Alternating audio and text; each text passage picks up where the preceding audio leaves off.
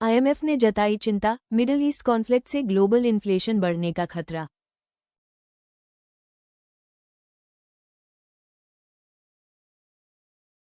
Middle east में बढ़ते तनाव का असर केवल उस क्षेत्र तक सीमित नहीं रहता। इसका प्रभाव ग्लोबल इकोनॉमी तक महसूस किया जा सकता है।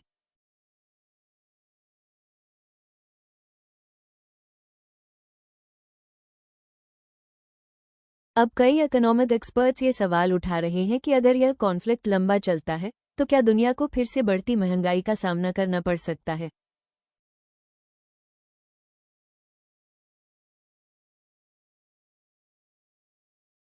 कुछ ग्लोबल इंस्टीट्यूशंस भी इस बात को लेकर चिंता जता चुके हैं कि जियोपॉलिटिकल टेंशंस और एनर्जी प्राइसेस का कॉम्बिनेशन ग्लोबल इन्फ्लेशन पर दबाव डाल सकता है।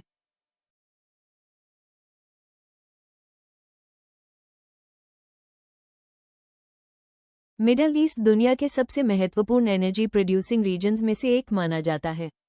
दुनिया के कई देश अपनी एनर्जी नीड्स के लिए इस क्षेत्र पर काफी हद तक निर्भर रहते हैं।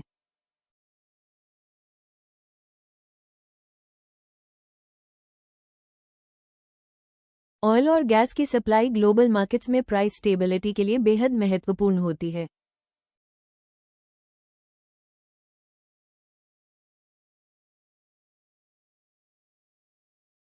अगर इस क्षेत्र में इंस्टेबिलिटी बढ़ती है तो एनर्जी सप्लाई और ट्रांसपोर्टेशन रूट्स दोनों प्रभावित हो सकते हैं।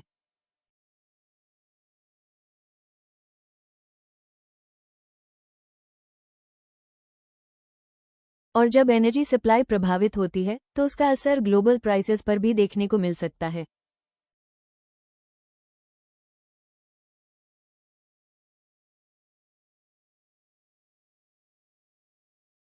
ऑयल प्राइसेस का ग्लोबल इकोनॉमी पर सीधा असर पड़ता है। ट्रांसपोर्टेशन, मैन्युफैक्चरिंग और एग्रीकल्चर लगभग हर सेक्टर एनर्जी पर निर्भर करता है।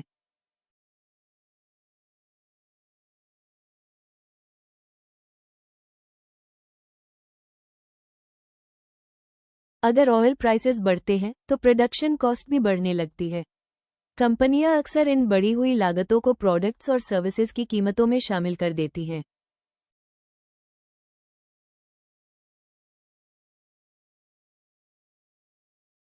यही कारण है कि एनर्जी प्राइसेस में तेजी कई बार ग्लोबल इन्फ्लेशन को भी बढ़ा सकती है। आज की ग्लोबल इकोनॉमी काफी हद तक इंटरनेशनल सप्लाई चेन्स पर निर्भर करती है।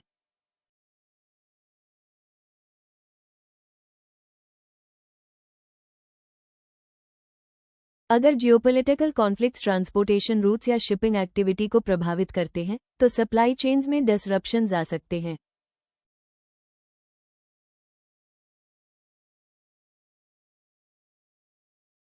इससे कई गुड्स की अवेलेबिलिटी कम हो सकती है और लॉजिस्टिक्स कॉस्ट्स भी बढ़ सकती हैं। जब सप्लाई चेन्स प्रभावित होते हैं तो ग्लोबल मार्केट्स में प्राइस प्रेशर बढ़ सकता है।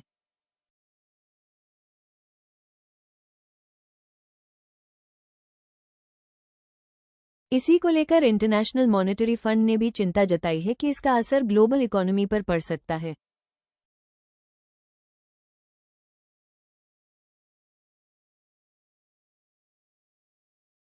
आईएमएफ का मानना है कि जियोपॉलिटिकल टेंशन्स अगर एनर्जी मार्केट्स को प्रभावित करते हैं तो इसका असर इन्फ्लेशन ट्रेंड्स और ग्लोबल इकोनॉमिक ग्रोथ दोनों पर पड़ सकता है।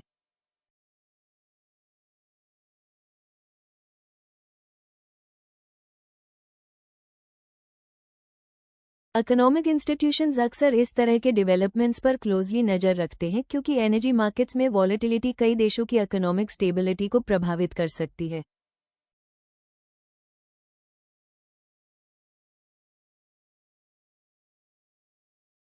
इसी वजह से मिडिल ईस्ट में बढ़ते टेंशन्स को ग्लोबल इकोनॉमिक आउटलुक के लिए एक महत्वपूर्ण फैक्टर माना जा रहा है।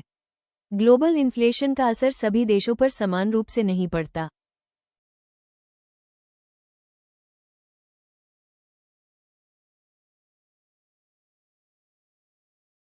डेवलपिंग इकोनॉमीज अक्सर एनर्जी इंपोर्ट्स पर ज़्यादा निर्भर होती हैं। अगर ऑयल और फ्यूल प्राइसेस बढ़ते हैं तो इन देशों के लिए इकोनॉमिक प्रेशर भी बढ़ सकता है।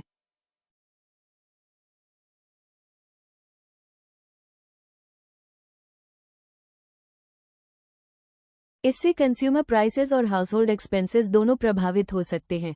इसी वजह से कई गवर्नमेंट्स इन्फ्लेशन कंट्रोल करने के लिए इकोनॉमिक पॉलिसीज और सप्लाई मैनेजमेंट पर ध्यान देती हैं।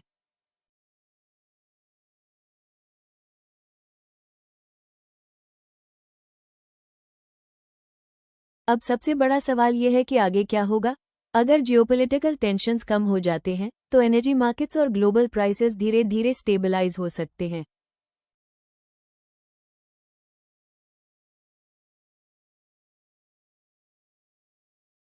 लेकिन अगर कॉन्फ्लिक्ट लंबे समय तक जारी रहता है तो एनर्जी प्राइसेस में वॉलेटिलिटी बनी रह सकती है। ऐसी स्थिति में ग्लोबल इन्फ्लेशन प्रेशर कुछ समय तक बना रह सकता है।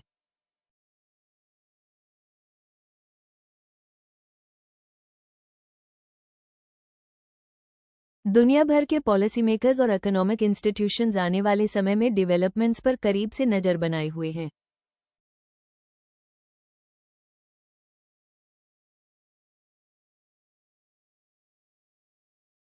मिडल ईस्ट में बढ़ते जियोपॉलिटिकल टेंशन्स केवल रीजनल इशू नहीं है, उनका असर ग्लोबल इकोनॉमी, एनर्जी मार्केट्स और इन्फ्लेशन ट्रेंड्स तक पहुंच सकता है।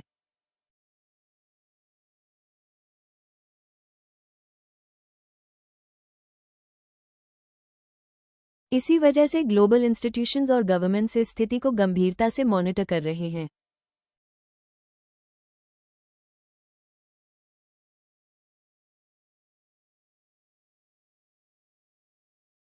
इसी वजह से ग्लोबल इंस्टीट्यूशंस और गवर्नमेंट्स इस स्थिति को गंभीरता से मॉनिटर कर रहे हैं।